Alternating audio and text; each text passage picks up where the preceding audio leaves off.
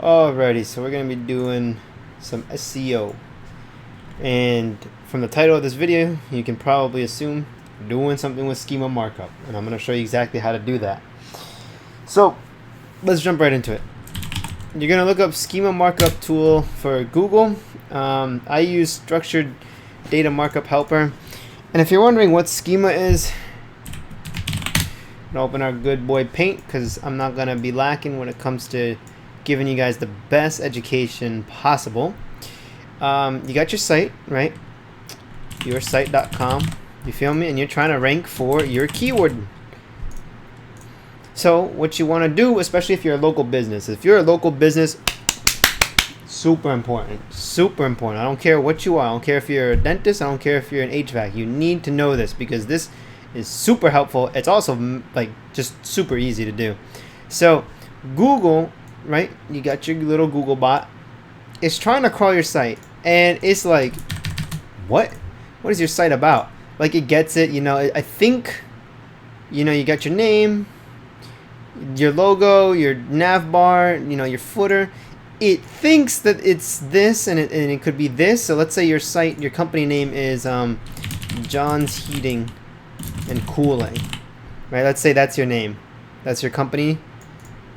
But if you do something like John's Heating and Cooling spelled out, sometimes you might even do John Heating, like John's Heating and Air, right? It doesn't know which one is which. So what you do is, first of all, you should be consistent anyway. You should be consistent if you're going to do with the and, or if you're going to do spelled out. I have clients that have the and symbol, and they also have and spelled out. So decide on that. What I recommend is look at your GMB, look what's already listed, and then go off of that. Or look if you have your truck, and this is more for contractors. If you got your truck and logo, or your shop, you know, let's say you own like a dentistry or an appliance store or something like that, right? And you know, whatever is people know you as, use that. But anyway, if you've got this on your like top, but then this on the bottom, which one is it? Which is Google going to understand and differentiate? And why is this important? Well, because if you're trying to rank locally, Google is going to look for references of your name. So it's important to do two things. One, set your ideal, or set your company name, or I guess it would be decide on a company name to display on Google, and then stick with it. However, obviously, if you have maybe a DBA or a corporation or something like that, right? You got maybe it's John's Mechanical LLC or something like that, right? But it's got a DBA, so something you gotta maybe legally put John's Mechanical LLC, but you go by John's Heating and Cooling. This is what you want Google to see. You want Google to crawl this, because I have clients, again, you know, their company name is different, their legal entity name is different than their display name. So we want to tell Google, hey, this is what you want to crawl, and that's why schema markup is so important. So let's get right into it. All you're gonna do is go to google.com/webmaster/markup helper/U0, right? I'm just going to leave a link in the description for this. And then you're going to click on local business. Now, if you're a restaurant, you know, you would click that. If you're products, right, just select your category. Most of my clients are local businesses, and the one I'm going to be doing this for is called Ohm. They are an electrical contracting firm out in Seattle. And what I'm going to do is, you'll see over here, you know, you got tag data and stuff like that. So the first thing you should do actually is step 1. So step 2, stick with it, right? And then step 3, put your NAP on the home page. Now, you ideally would also want to put this on your contact page, footer, and everything like that. So make sure that your name, address, and phone number is on your footer. It's on your contact page. It's throughout the site.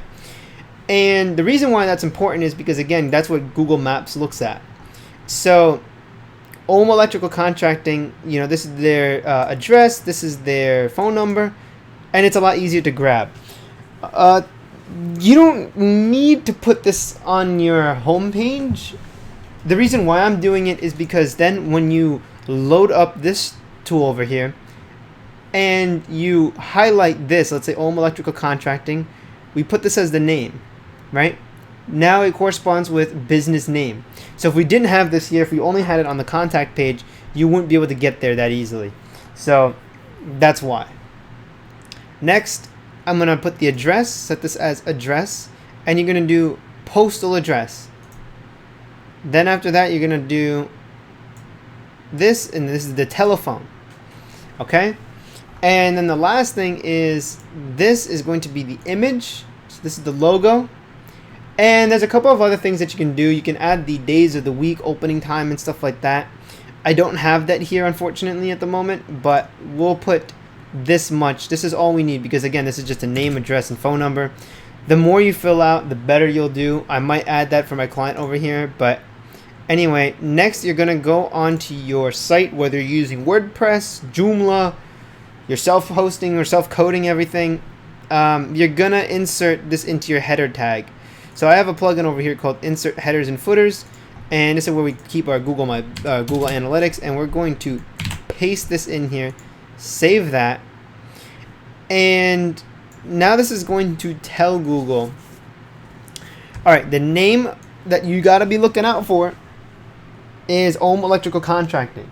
So anytime this is mentioned on, Google or on sorry, not Google, on the site, you know that that's a reference to the company name. Now we have Ohm Electrical Contracting LLC, but we've said Ohm Electrical Contracting a lot more than LLC, and that's how it's listed on Google My Business as well. So we're going with just Ohm Electrical Contracting.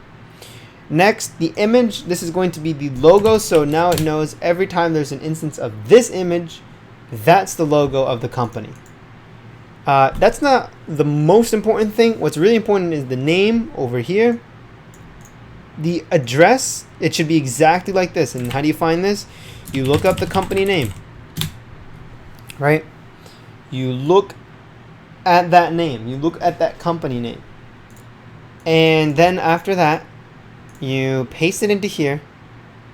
And then from there, you're going to, let's see, the phone number, right? The phone number is the last thing that you're going to need. Now, if this is a little off or you want to do customizations to it, you can edit it here within the code snippet. This is just going to generate the code. It's not like it's submitting directly to Google. This is what's really telling Google what everything's about. So if you save that, now you've got your schema, and how you can test that is if you look at view page source and you look for the tag.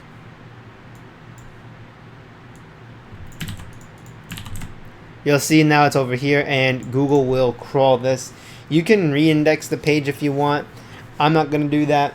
I'm just going to leave it as is. And in a couple days, maybe in a week or so, Google will understand, okay, thank you for letting us know.